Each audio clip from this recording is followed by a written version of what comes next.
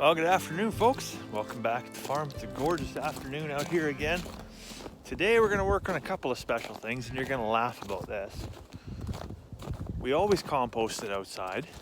We've always moved compost in behind the chicken house, but it wasn't until we actually established a proper compost bin that we ever had to deal with things like crows and magpies coming in and raiding the compost heap. Not to mention, Todd's just chilling outside, completely outside the fence. We've had a real pickle trying to keep him in the field here, or in the little paddock here. So we're gonna see if we can't get him back in there and hopefully patch up the fence a little bit to prevent him from getting out again. Going the wrong way, buddy. Todd's running away to live with the chickens, I guess. What are you doing there, mister? You gotta go over there and hang out with Jock.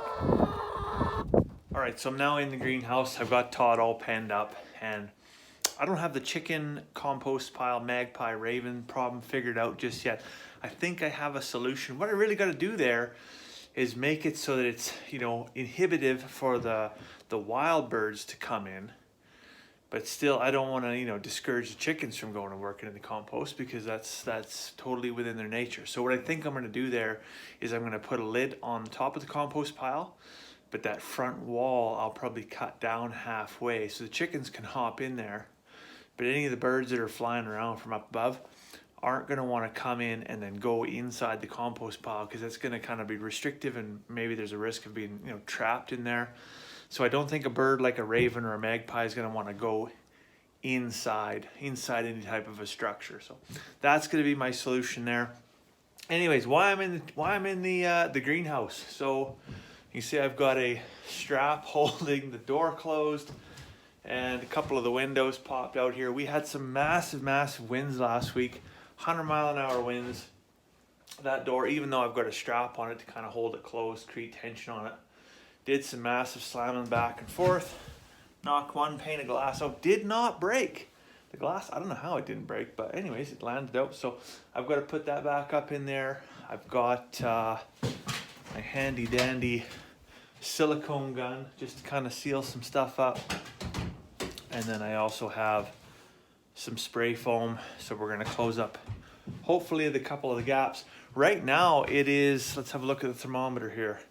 It is 3 degrees inside the actual greenhouse, so it's still pretty chilly outside, and we'd like to warm it up in here, but as long as we have these wide open pneumonia holes, we're just not going to get there. So we're going to use a little bit of sheep's wool in some of the areas where the corrugated tin passes through on the outside, and some monofoam around the windows, and it shouldn't be too terribly long, and we'll have this thing nice and toasty warm. All right, so I just hooked onto the horse trailer here.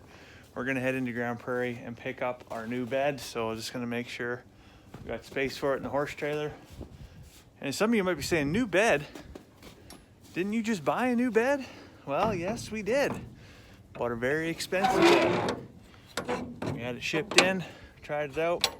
It appears that the bed that was delivered is nowhere near the bed that was in the store. So we're sending it back. We're picking up the new bed today, so that hopefully all the aches and pains and the sleepless nights can disappear.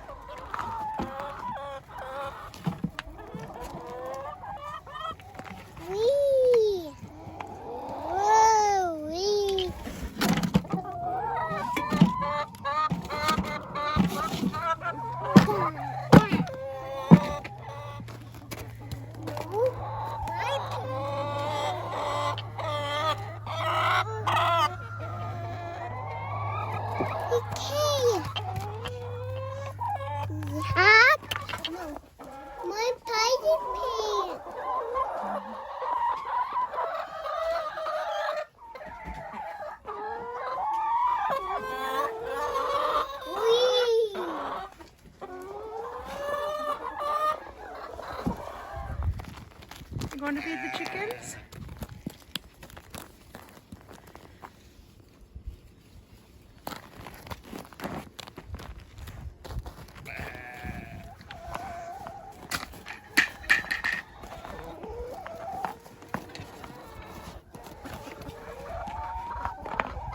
feed the chickens?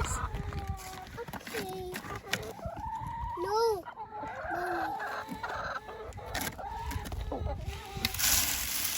Good girl. Oh, they're hungry. Well, I just came inside from doing evening chores here, just collected the eggs up, and it is getting wild outside. Boy, oh boy.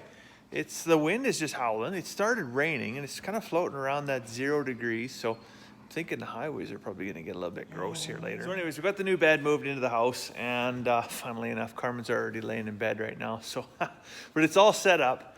And looking forward to a good night's sleep there. So what happened there is we went to Sleep Country in Grand Prairie, and we laid on a bed, and it was just like heaven, basically.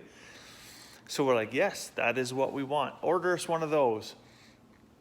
Well, it showed up, and suddenly heaven got an awful lot softer, and you just sink in this bed. It was like laying in warm Play-Doh. It was just like, you know, not quite quicksand, but it would quite pretty much eat you, right?